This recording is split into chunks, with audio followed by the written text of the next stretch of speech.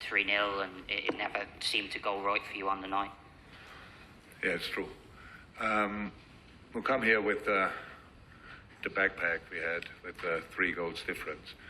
You need a special performance, and we didn't show a special performance tonight. So it was in moments a good performance, but Real Madrid was for the whole game the team in control of the game.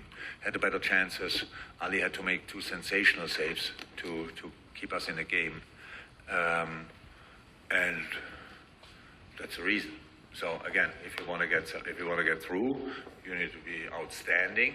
If you want to win the game, you need to be really good. And again, Madrid was the better team, and that's why the right team went through to the next round.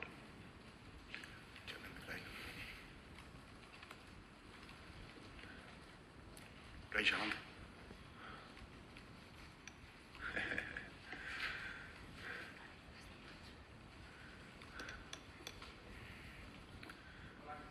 Carlos Vicente de Radio Marca. Yo imagino que para usted hoy tiene que ser un día muy complicado, pero no sé si dentro del enfado lógico por haber quedado eliminado le ha dado tiempo a valorar el detalle que se ha tenido aquí en Madrid poniendo el You Never Walk Alone al final del partido, que es algo que nunca había pasado en el Estadio Santiago Bernabéu. If I would have heard it, but I'm too old maybe, but people told me, my staff told me after the game, so it's a really nice gesture. So we are 2 heavyweights who meet each other quite frequently in international football. I think it's clear that we respect each other a lot, and that whoever did it is doing something like that is a really nice gesture, I have to say, absolutely. I was not angry after the game. I'm disappointed, and I would be angry if he would have played better and it was close, and then they win because of a penalty, which is not a penalty or stuff like this. But in the end, that all didn't happen. Real Madrid was just a better side, and I'm long enough in the business to respect that, and that's it. José Padilla, de Defensa Central. ¿Crees que este Real Madrid es favorito a ganar la Champions, viendo sobre todo la superioridad del partido de Anfield? With the experience they have, with the confidence they have, of course they are one of the favorites, but I think who wants to win the competition needs to beat Madrid, or needs to beat Man City, needs to beat Napoli, who we face, and they are a really good football team. Bayern Munich, and I don't know who I forgot, to be honest. So there are now only really strong football teams involved. So, but Madrid, with their history, is for sure a team who can win it. Dave.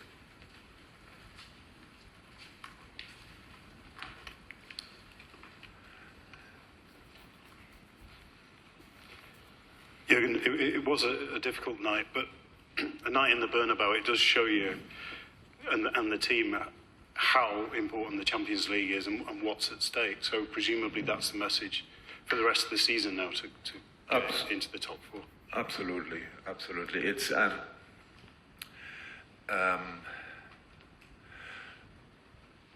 so with the history we have in this competition, I think we start usually in the competition with the idea of winning it, to be honest. So we reach few times the final, didn't win the final, that's true, that often, but we're there anyway 3 times in the last few years.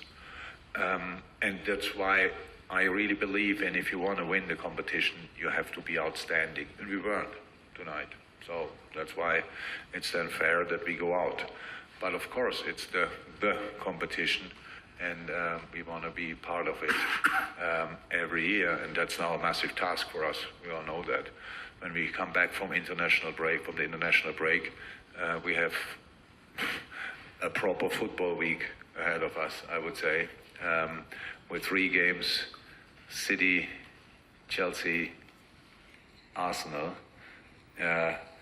which will then probably define where we get out of it. People might say we lost it in Bournemouth, but I think this week is a pretty decisive one. So we have to hope now that the boys come back healthy early enough, in the right shape, and then, yeah, we will try it.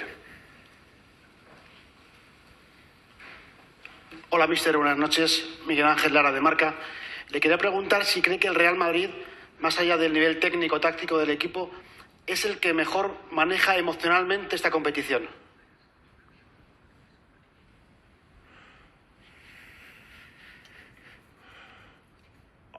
Probably, yes. But that's something they used to handle it the best way. And now we have to see if they can do it again this year. They have the right manager to do that for sure, but there are other teams who didn't win it for a while and they want to go for it 100%. So unfortunately, we have to watch these big games now from distance. But yeah, I don't know who will win it, to be honest, so, but it will be exciting to watch.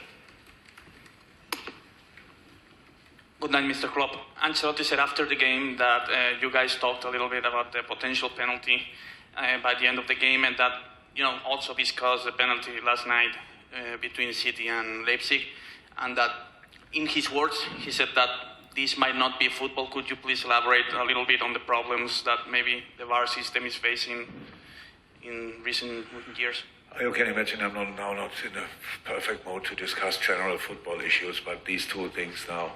Last night, if the whole world agrees it's not a penalty and two guys think it's a penalty, then something is wrong.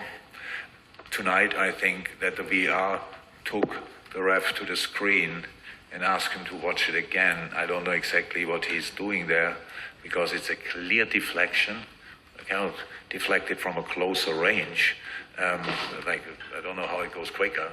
So it's a clear deflection, so the VR just looks at it, just deflected. Keep on going. So everybody again with the football brain thought it's not a penalty. So I arrived there and I'm talking to Carlo and he said, that's not a penalty, it's deflected. I said, I know, but he sent him still to the green screen. So there's something not 100% right. But in the end, it was not a penalty, it was not decisive. If they give the penalty, I think last night it was a bit more decisive than this would have been now. But in the end, that is not our problem tonight. But in general, yeah, I think it would be cool if we are there to make the right decisions, not the wrong. Jürgen, you're right. Carlo Bianchi, English for Corriere del Ticino. Which are your goals for the remaining season? To reach Tottenham, because it's very, very important on, which kind of point of view to stay in the four. Thank you for reminding me. Yes, our job is to squeeze absolutely everything out of this season, what's possible. It's a strange one so far. Just our recent two games, obviously a sensational performance against Manchester United, which is a really good football team, and then a really bad performance against Bournemouth, which is a good football team as well, but we should not lose this kind of game. That put us again under more pressure than if we would have 3 points. I think then everybody really could felt or smell our breath, if you want. So there's again distance because other teams won their games. But again, I said, I cannot sit here now and tell, it's clear we want to be top four. But if we can do that, we will decide on the pitch, not here in the press conference. Carlos? Just a quick on the first two substitutions, Jogo and Darwin coming off, that was just to try and change it up. There's no injuries or anything like that with those two? Yeah, I think for Diogo it was clear that he should now not play extremely long because he's still coming back from a long injury. And you could see that the game got harder and harder for him. He had these little fouls there, 1, 2, 3. He's not a player who plays foul usually, how we all know, so it comes a bit late. So no risk with him, and you have options on the bench. Yes, and Darwin looked like he was not on his absolute top level as well, and then we need to defend that side as well because conceding a goal is not helpful in that situation. And yeah, and then if we can change like this, that's why we did it. Yeah, we wanted to mix it a little bit, that's true. Thank you, everyone. Thank you, bye-bye.